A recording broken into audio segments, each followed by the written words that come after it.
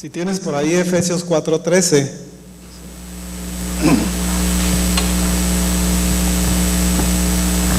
Dice, hasta que todos lleguemos a la unidad de la fe y del conocimiento del Hijo de Dios, a un varón perfecto, a la medida de la estatura de la plenitud de Cristo.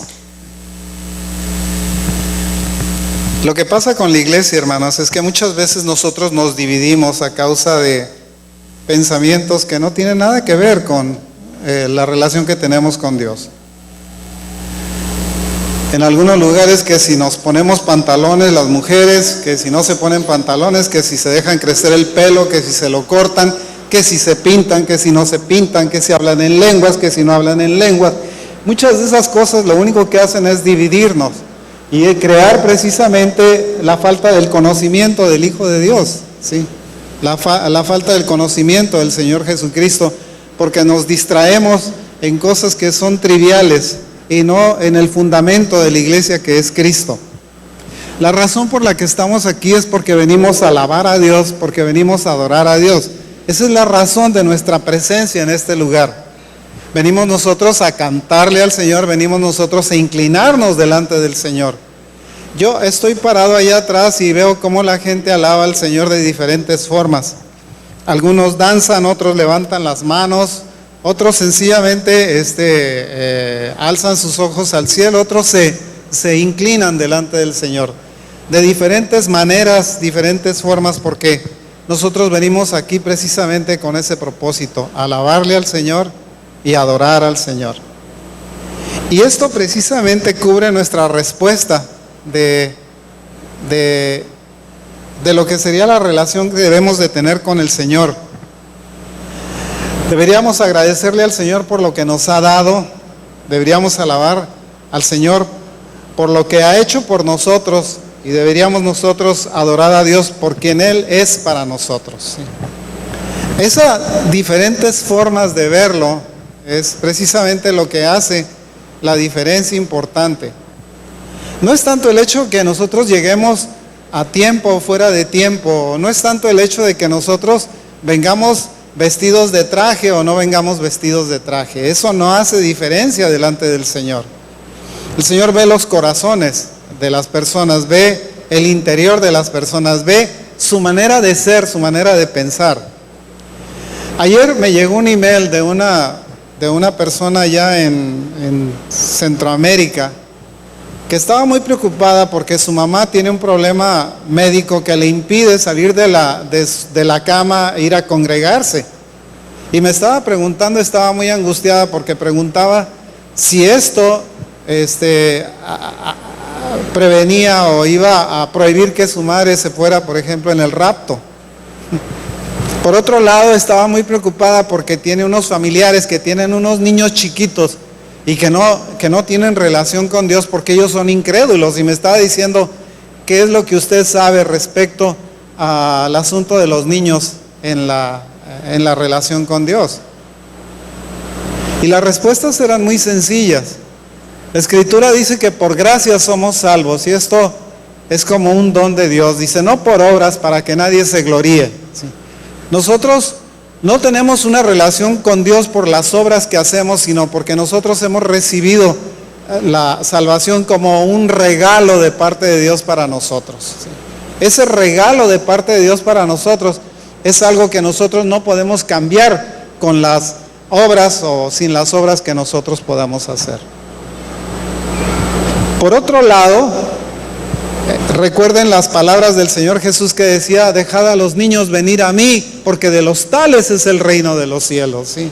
Los niños, por tener esa falta de conciencia de relación, ellos están libres de culpa, en el sentido de condenación, digamos, porque ellos no están conscientes de esa relación. No es posible que estén conscientes de esa relación. Por eso en la iglesia no bautizamos niños, porque el bautismo es un acto que se hace en la voluntad de la persona. El niño, antes de recibir ese acto de la voluntad, él no lo podemos nosotros llevar recién nacido a que le echen agua y que le hagan un exorcismo, porque eso es lo que hacen, hacer un exorcismo, ¿sí?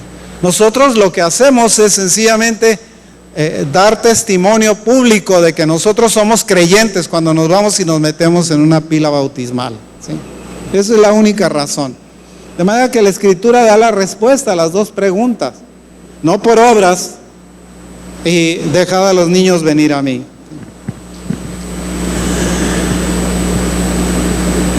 Nosotros siempre necesitamos tener un corazón agradecido delante de Dios. Esto es algo que debiera ser automático en nosotros por lo que Dios ha hecho. Fíjese lo que dice el Salmo 104 que les decía yo la semana pasada. Dice, entrad por sus atrios con alabanza, ¿sí? Venimos nosotros con alabanza delante del Señor. Venimos a presentarnos para darle al Señor nuestra alabanza. Por lo que el apóstol Pablo decía, regocijaos en el Señor, siempre regocijaos en el Señor, sí, alégrense porque nosotros fuimos escogidos o porque nosotros tuvimos la conciencia o tuvimos nosotros el interés de aceptar la salvación del Señor. La salvación se le puede ofrecer a mucha gente y mucha gente la rechaza. ¿Por qué? Porque no le conviene aceptarla, por un lado. Por otro lado, porque no le interesa. Por otro lado, porque no lo cree. Por otro lado, porque piensa que todo es un mito. Por diferentes razones. Por eso nosotros venimos a alabar al Señor y agradecerle al Señor y a tener una verdadera adoración delante del Señor, porque esa verdadera adoración es el resultado de recordar lo que nosotros fuimos en el pasado y de dónde nos sacó el Señor. Estamos aquí porque nosotros no éramos justos, éramos injustos y fuimos traídos a la justicia de Dios, porque nos fue transferida la justicia de Cristo a nosotros y nuestros pecados le fueron pasados a Él y Él pagó por ellos en la cruz. Esa es la diferencia y ese es el resultado precisamente de la relación que tenemos nosotros con el Señor, que nosotros somos justificados por la fe, que nosotros somos hechos justos porque nosotros nos fue transferida la justicia de Cristo a nuestra vida. La relación que tenemos con Dios es una relación algo así como matrimonial, pero es una relación matrimonial en el Espíritu, ¿sí? Nosotros recibimos del Señor la presencia de su Santo Espíritu para que habite en nosotros. Fíjese que cuando nosotros casamos a una persona, y se los voy a decir a los que están pendientes de casarse, cuando nosotros casamos una persona, los casamos diciendo para que sean una sola carne. ¿Sí? ¿Me oyó la diferencia? Una sola carne. Con el Señor nosotros somos un espíritu con Él, porque el Espíritu de Él fue transferido también a nosotros, nos fue pasado, fuimos bautizados con la presencia del Espíritu de Dios para que nosotros tengamos una relación de espíritu a espíritu con el Señor. ¿Sí? Nuestra mente está libre, porque nuestra mente es nuestra, esa es parte de nuestra alma. Con ella nosotros decidimos qué hacemos con esa relación, con esa conciencia. Podemos nosotros decir que sí, podemos nosotros decir que no en nuestra voluntad, ¿sí? Pero no la transferimos, no decimos somos una alma entre tú y yo. No puede ser, porque el alma es individual, completamente individual, no es transferible, es única. Y la persona que la tiene un alma única, irrepetible, única en la historia, única en el tiempo, única en todos los sentidos, ¿sí? Pero podemos ser una sola carne con una persona y podemos ser un solo espíritu con el Señor. ¿Ve la diferencia? ¿Por qué nosotros somos seres tricotomizados, digamos, o seres que tenemos tres naturalezas y que esas tres naturalezas nos constituyen? Nosotros somos un ser que tiene alma, cuerpo y espíritu, ¿sí? Y bueno, nosotros cuando venimos a adorar al Señor, nosotros le venimos a adorar con nuestro espíritu. Nuestra mente es la que está disponiéndose a hacerlo, pero es nuestro espíritu el que lo adora. Es la presencia de ese Espíritu de Dios en nosotros que se pone en comunicación nuevamente con Dios para que nosotros podamos expresarle al Señor lo que sentimos. La adoración no es algo que nosotros realizamos en este lugar, es algo que se realiza a diario en nuestra casa, en nuestras labores, cuando estamos comiendo, cuando dejamos de comer, en todo el día tenemos esa relación establecida con Dios Y esa relación establecida con Dios no se pierde. Nosotros podemos tomarnos tiempo en esa relación y decirle, Señor, te damos gracias, Padre, porque yo reconozco, Señor, que yo estoy aquí porque tú me llamaste a tu reino, Señor. Porque tú me sacaste de las tinieblas y me invitaste a ser parte de esa luz admirable que eres tú, Señor. La adoración es que nosotros le damos al Señor es porque Él es digno de esa adoración, porque Él merece esa adoración. Cuando nosotros decimos que adoramos a Dios, nosotros lo que hacemos es inclinarnos delante de Él, ¿sí? ¿Se da cuenta? La palabra adoración significa inclinarse delante de Dios, significa hacer una reverencia delante de la presencia del Señor. Cuando nosotros hacemos eso, estamos dándole a la persona delante de la cual nos inclinamos, le estamos ofreciendo dignidad. Me llama mucho la atención en las culturas orientales que la gente se saluda inclinándose, ¿sí? Se van a despedir y se inclinan y se van. Llegan a algún lugar, se inclinan y saludan, ¿sí? ¿Por qué? Porque eso es darle reverencia a la persona con la que están comunicándose. Nosotros cuando nos relacionamos con Dios, nosotros le damos adoración inclinándonos delante de Él, diciendo, Señor, tú eres digno, Padre, de recibir mi adoración. Tú eres digno de recibir mi adoración personal. Podemos nosotros negarnos a hacerlo, porque podemos convertirnos nada más en cantadores. Y venimos aquí y le cantamos a Dios. Y ya con eso pensamos que le hemos adorado.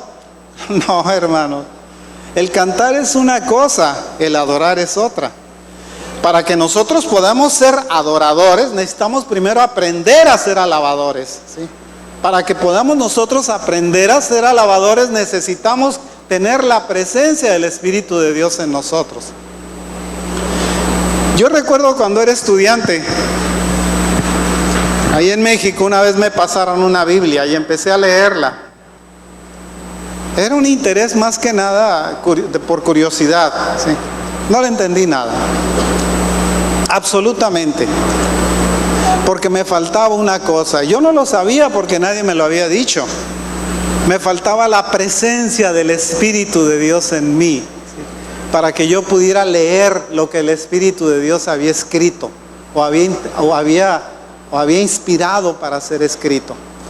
Ese es el problema con los teólogos, que no tienen esa presencia del Espíritu de Dios y pretenden interpretar la Escritura a su manera y forma de ver, y como no le entienden, la rechazan, ¿sí?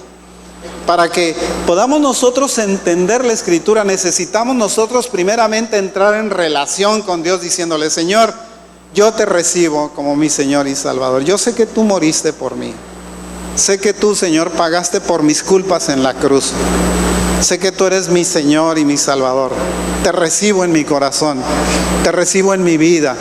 Te pido perdón por todo lo que he hecho, Señor, y te ruego, Padre, que seas parte de mí, ¿sí? En ese momento, estamos nuestros ojos espirituales abriéndose para que nosotros podamos entender lo que el Señor espera de nuestra vida, ¿sí? De otra manera, es letra. Es lo que pasa con muchos. En el primer versículo, quiero regresarme a Efesios 4:13. En el primer versículo dice, hasta que todos lleguemos a la unidad de la fe y del conocimiento del Hijo de Dios, ¿sí?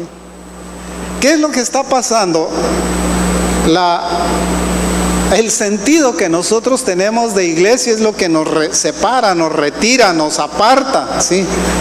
Porque algunos cambiaron la adoración que nosotros le debemos a Dios por lascivia. Otros lo cambiaron por ambición. Otros lo cambiaron por deseo de enriquecimiento.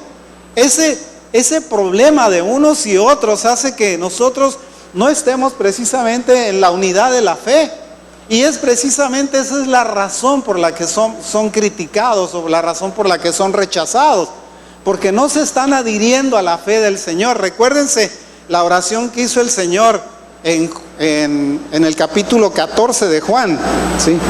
Dijo, era el 14, dijo, Padre, yo te pido que sean uno como tú y yo somos uno, ¿sí? Está en el 14, ¿verdad? ¿Cuál? El 15. En el 15. Bueno, le fallé por uno. Dice: Padre, yo te pido que tú y yo seamos uno, de que sean uno como tú y yo somos uno, ¿sí? Esa unidad era el propósito que el Señor estaba buscando para que nosotros nos convirtiéramos en verdaderos adoradores del Señor. En Hebreos 10, versos del 19 al 22, ¿me lo quieres poner, por favor? Hebreos 10, versos 19 al 22. Así que, hermanos, teniendo libertad para entrar en el lugar santísimo por la sangre de Jesucristo, por el camino nuevo y vivo que Él nos abrió a través del velo, esto es, de su carne, ¿sí? Y teniendo un gran sacerdote sobre la casa de Dios, acerquémonos con corazón sincero, en plena certidumbre de fe, purificados los corazones de mala conciencia y lavados los cuerpos con agua pura. Cuando el Señor murió, los evangelios de Mateo, Marcos y Lucas nos dan el testimonio de que al entregar el Señor su espíritu, el velo del templo se rasgó. Se abrió de arriba abajo, no lo rompieron, se rasgó solo, ¿sí? Haciendo una significación eso. El arca ya no existía en ese lugar. Había sido sustituida porque tenía un propósito la sustitución. El arca se había convertido en un ídolo, ¿sí?, que el pueblo de Israel adoraba. El Señor en su misericordia lo había hecho desaparecer. Tal vez un día va a aparecer, tal vez ya apareció, no lo sé. Pero el propósito era que el Señor Jesús sustituyera esa presencia. ¿Sabe por qué? Porque el deseo del Señor no es estar en un lugar metido en un arca. El deseo del Señor es estar en el corazón de cada uno de nosotros. Es estar en su presencia. Nosotros somos su templo. Nosotros nos convertimos en templo del Señor para que de nosotros salga la alabanza de este templo que es nuestro cuerpo, de este templo que es nuestro corazón. Nosotros debemos de salir en esa alabanza y esa adoración para Dios. El templo de Jerusalén no sacaba esa alabanza por sí mismo. El Señor habitaba en ese lugar porque no existía la relación que el Señor Jesús nos dio al haber pagado con su cuerpo para romper el velo que era su carne, para que nosotros pudiésemos entrar en la presencia de Dios y pudiésemos alabar al Señor sin necesidad de tener que hacer sacrificios, sin necesidad de tener que hacer algo distinto que era un ritual para acercarse a Dios.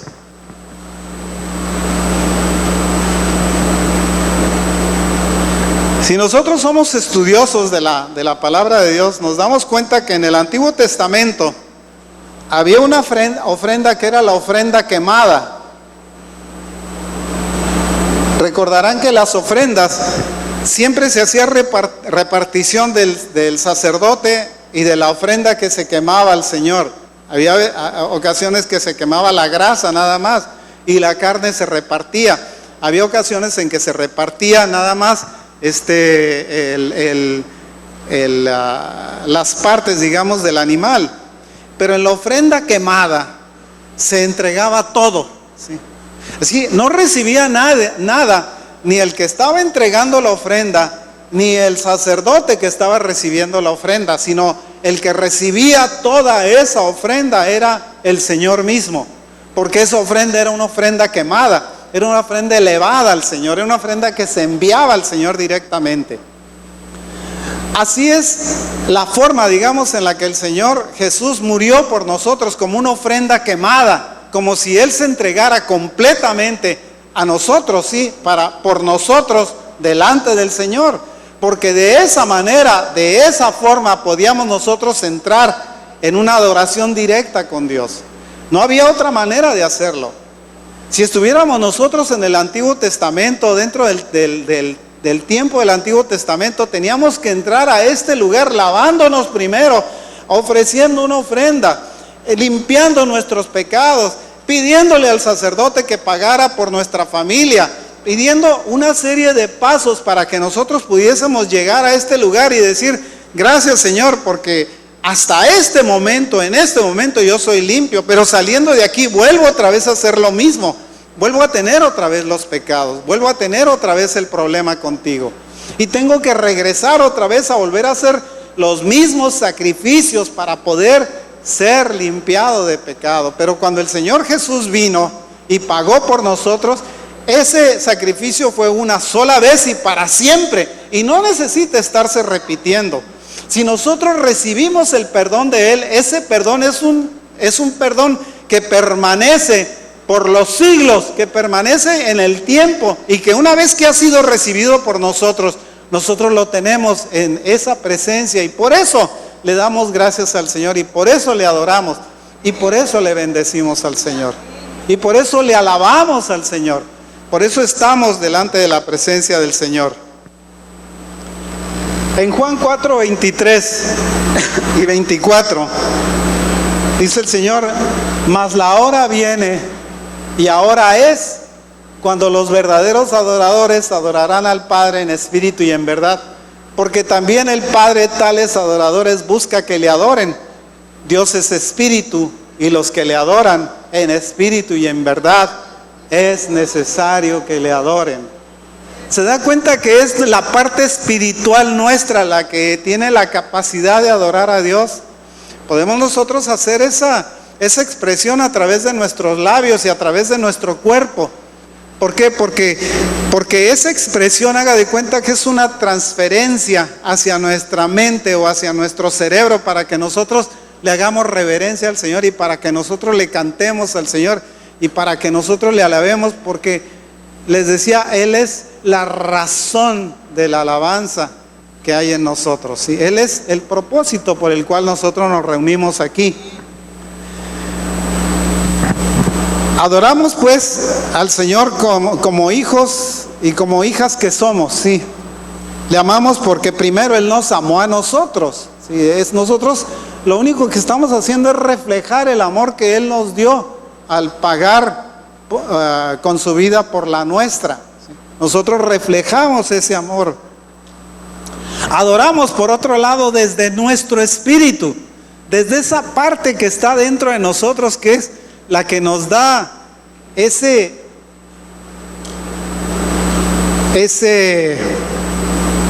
estado de vida, le vamos a decir, ¿sí?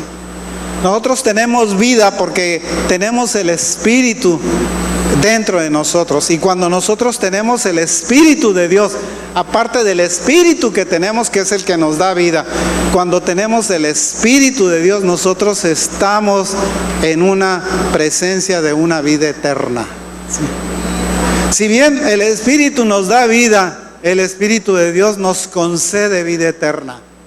Esa es la diferencia entre uno y otro. El incrédulo tiene vida, pero no tiene vida eterna, porque le está rechazando. Nosotros no solamente tenemos vida eterna agregada, ¿sí? Porque nos fue concedida como un regalo de parte de Dios para nosotros. Y esa presencia espiritual es la que hace que nosotros le podamos adorar a Dios con nuestro espíritu. Los que no conocen a Dios no le pueden adorar, no saben hacerlo, no lo entienden, no comprenden que esta es una necesidad que Dios ha puesto en nosotros para que nosotros nos relacionemos con Él. El mundo es muy chistoso. Podemos nosotros encontrar en las Olimpiadas la gente brincando y danzando y haciendo toda clase de faramayas porque alguien ganó o porque alguien perdió. Pero cuando se trata de la iglesia, son todos muy seriecitos. No, cuidado, tenemos nosotros que guardarle suma reverencia al Señor. ¿Quién dijo eso? El rey David, cuando llevaron el arca de regreso, ¿sí?, a Jerusalén, se fue danzando. Su esposa lo criticó por hacerlo, le dijo: qué vergüenza que tú estés danzando. Le dice: yo lo hago por mi Dios, porque sé en quién he creído. A veces nosotros debemos de anular esa vergüenza que nos agobia, que nos ahoga, que nos mantiene sentados o que nos mantiene parados como estatuas. ¿Por qué? Porque nosotros no hemos brincado a esa relación en donde reconocemos de dónde nos sacó el Señor. ¿Qué era lo que éramos antes? Y estoy seguro que si se hicieran premios de nuestra manera de ser antes, ninguno de nosotros se sacaría el primer lugar. Estoy seguro que ni el último. Y la razón de eso es porque cuando nosotros adoramos al Señor, lo único que hacemos es recordar quiénes fuimos. Eso se llama agradecimiento. Es por agradecimiento que venimos nosotros y adoramos al Señor. Es por agradecimiento que reconocemos de dónde nos sacó el Señor.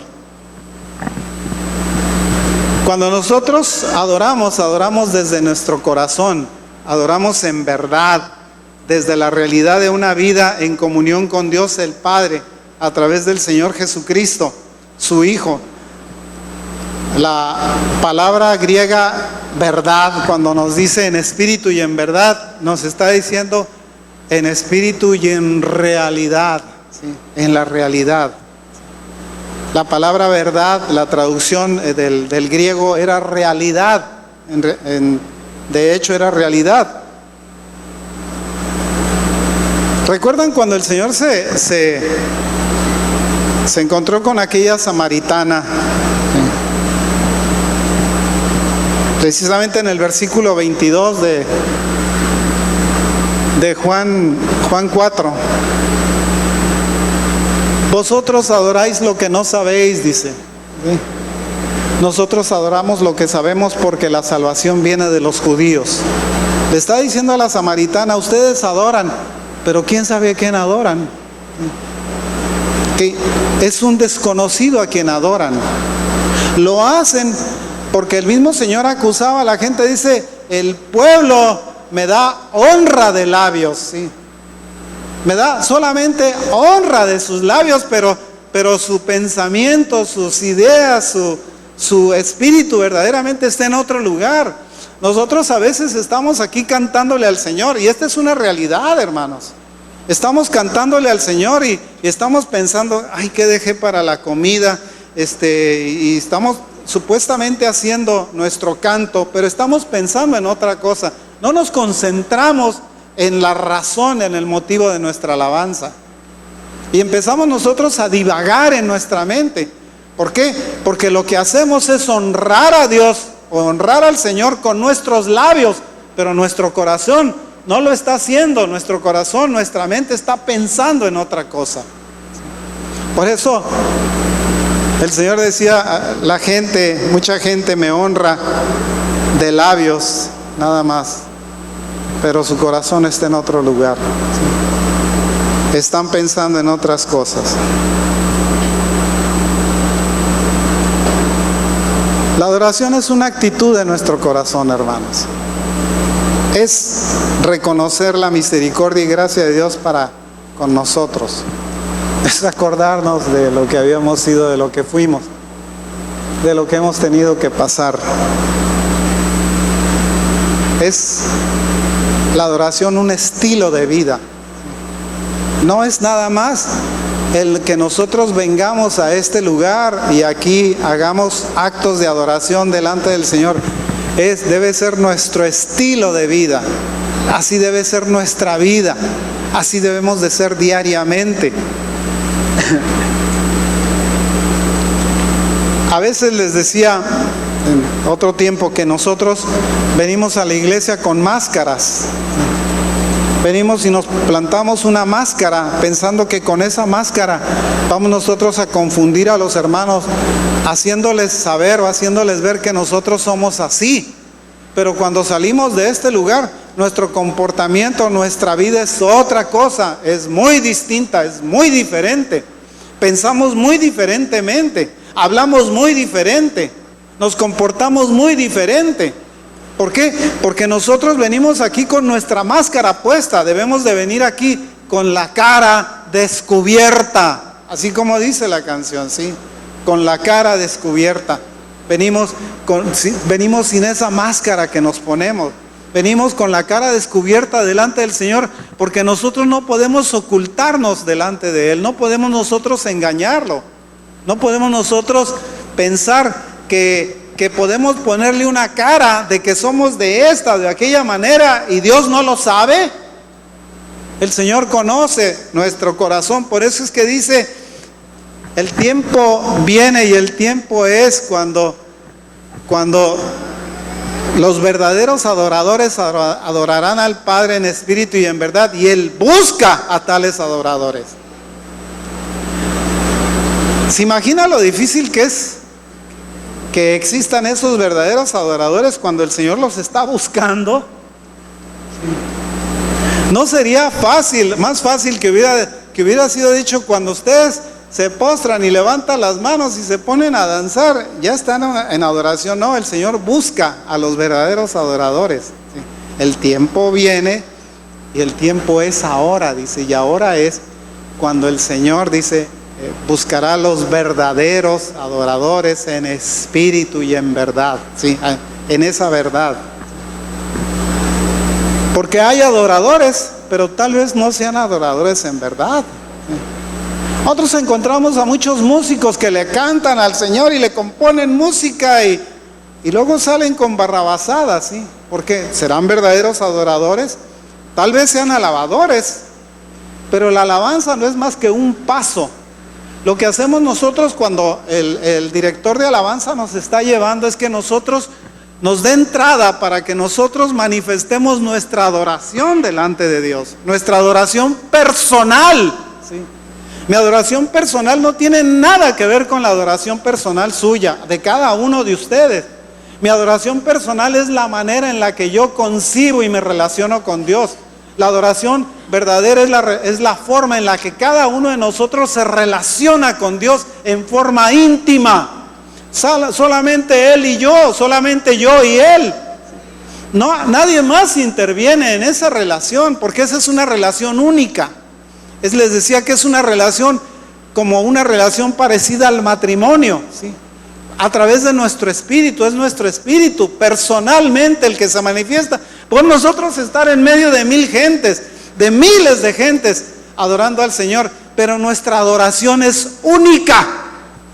Aunque nosotros estemos en medio de una multitud, somos nosotros en forma personal, íntima, los que hacemos la adoración.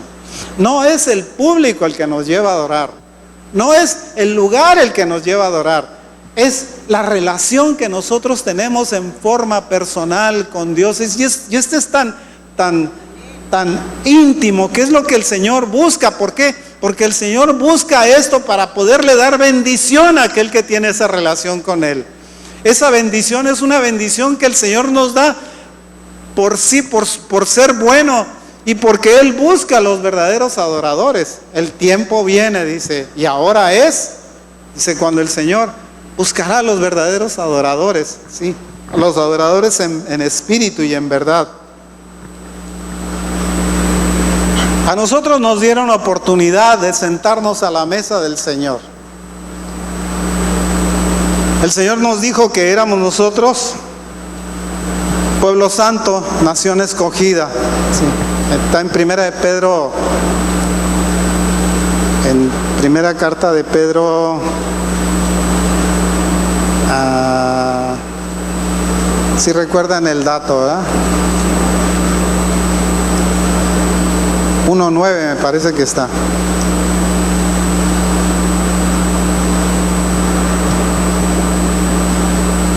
Así que fuimos nosotros escogidos como nación santa, pueblo escogido, real sacerdocio, ¿sí?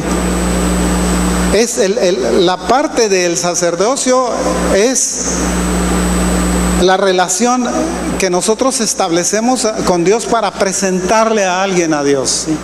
Para decir: Señor, yo te presento a esta persona. Porque nosotros somos intercesores como sacerdotes, ¿sí? Nosotros tenemos una comunicación directa con Dios, digamos, a través de nuestro sacerdocio, y a través de ese sacerdocio nosotros podemos presentar a una nueva persona al Señor, ¿sí? ¿Me cuenta? Por eso es que fuimos llamados como reyes y como sacerdotes, ¿sí? Reyes, ¿por qué? Porque reinaremos juntamente con el Señor. Y sacerdotes, ¿por qué? Porque nosotros establecemos una relación con Dios. Somos intercesores de esa relación con Dios. Entonces, que es una relación pura, tiene que ser una relación verdadera. El Salmo 25:7 dice: de los pecados de mi juventud y de mis rebeliones no te acuerdes. Conforme a tu misericordia, acuérdate de mí por tu bondad, oh Jehová. Sí. Y el verso 10 dice: todas las sendas de Jehová son misericordia y verdad para los que guardan su pacto y sus testimonios. Cada que vemos nosotros la adoración que se le brinda al Señor a través de las páginas de la Biblia, vemos nosotros que es una adoración muy especial. En Isaías 6:1 dice: en el año que murió el rey Usías, yo vi al Señor, dice. Quiero que me lo pongas, por favor, para que se acuerden. El año que murió el rey Usías, vi yo al Señor sentado sobre un trono alto y sublime, y sus faldas llenaban el templo. Hasta el 5. Por encima de él había serafines, cada uno tenía 6 alas, con 2 se cubrían el rostro, con 2 se cubrían los pies, y con 2 volaban. ¿Sí? El uno al otro daba voces diciendo: santo, santo, santo, Jehová de los ejércitos, toda la tierra está llena de su gloria. Y los quiciales de las puertas se estremecieron con la voz del que clamaba, y la casa se llenó de humo. Entonces dije: ay de mí, que soy muerto, porque siendo hombre inmundo de labios y habitando en medio de pueblo que tiene labios inmundos, han visto mis ojos al Rey, Jehová de los ejércitos. Vemos nosotros esa adoración, la podemos ver repetida en distintas ocasiones, cada que había una forma, digamos, de comunicación con Dios, o que el Señor se presentaba, y quienes lo veían en esa condición. Cuando nosotros establecemos relación con Dios, haga de cuenta que nosotros entramos en ese lugar en donde está el Señor puesto de pie, sus faldas llenando el templo, los serafines volando alrededor de él, ¿sí? Y cantando o clamando uno al otro: santo, santo, santo es el Señor, el Rey, el Señor Jehová, ¿sí? Nosotros cuando le adoramos, entramos en esa adoración, entramos en ese lugar en donde el profeta Isaías estaba viéndolo con sus ojos, ¿sí? Ay de mí, que soy hombre muerto, dice, pues mis ojos, dice, han visto al Rey. Yo habito en medio de un pueblo que es un pueblo de labios no puros, ¿sí? o cuyas palabras no son agradables al Señor.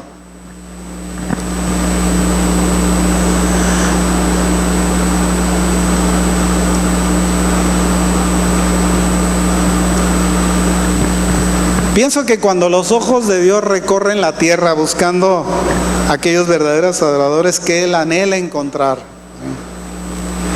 el hecho que se nos mencione que Dios ande buscando, les decía, tales adoradores, me hace pensar que no es algo común, ¿sí? No es algo que se encuentra en cada lugar, son muy especiales, son muy especiales. Nosotros nos podemos convertir en un adorador, pero tenemos nosotros que tener como meta en convertirnos en un verdadero adorador, ¿sí? En un adorador en espíritu y en verdad, porque de esa manera vamos a recibir toda la bendición de Dios, ¿sí? Toda la plenitud de la bendición de Dios.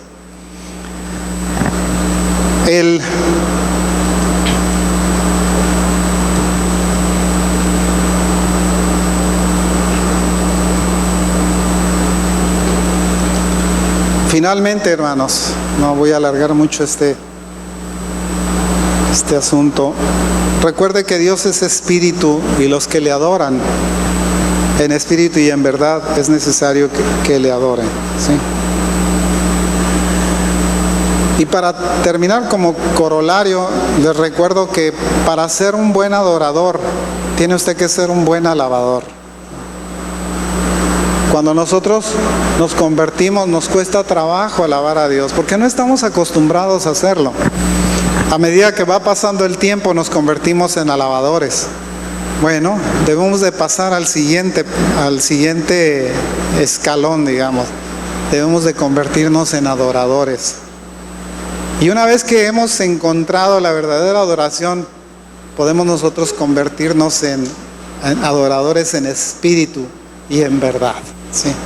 Y ese paso, digamos, ese escalón o escalafón que nosotros tenemos, permite que nosotros podamos establecer una relación íntima y verdadera con Dios, ¿sí? Recordarán que el Señor dice en Mateo 15, 8 y 9: este pueblo de labios me honra, mas su corazón está lejos de mí, pues en vano me honran, enseñando como doctrinas mandamientos de hombres, ¿sí? ¿Qué es lo que le decía? Hasta que todos lleguemos a la unidad de la fe, ¿sí? Al conocimiento del Hijo de Dios, a la estatura de un varón perfecto, a la estatura de la plenitud de Cristo. Tenemos nosotros que estar estableciendo esa estatura que nos corresponde y olvidarnos de que si pensamos de esta manera, que si pensamos de aquella manera, nosotros no venimos aquí a hablar de lo que debiera de ser, sino de lo que nosotros somos. Cuando yo me paro en este lugar, yo empiezo a hablar sobre las faltas que tienen las gentes de doctrina, porque es mi obligación enseñarlas. ¿Me entiende la diferencia? Yo me puedo quedar callado y no decir nada, pero es mi obligación enseñarlas, porque están en contra de la sana doctrina. Y yo soy responsable de enseñar al pueblo lo que es santo y lo que es profano, lo que es bueno y lo que es malo. Tengo la obligación de hacerlo. Y tengo la obligación de hacerlo con celo, con coraje, con rabia de que está pasando y no se puede hacer nada para evitarlo. Pero la razón por la que se dice es porque se advierte que tengan cuidado de no caer en mano de uno de estos vividores, que tengan cuidado de poder salir, de escapar de eso, que podamos nosotros saber lo que pasa. El propósito del pastor es mostrarle al pueblo lo que a Dios le gusta y lo que le desagrada, mostrarle al pueblo lo que es bueno y lo que es malo, lo que es santo y lo que es profano, lo que se debe hacer y lo que no se debe hacer. Es obligación, y por esa obligación es por la que nosotros estamos aquí, porque tenemos el propósito de animar a la gente, pero enseñarle la verdad también. Tenemos nosotros que animar a la gente, pero sacarlos del camino equivocado y regresarlos a la senda de justicia que el Señor nos ha llamado y que nos ha invitado a ser parte de ella. Que Dios les bendiga, hermanos. Recuerden que el Señor busca verdaderos adoradores en espíritu y en verdad, ¿sí? Que Dios les guarde, que Dios les bendiga.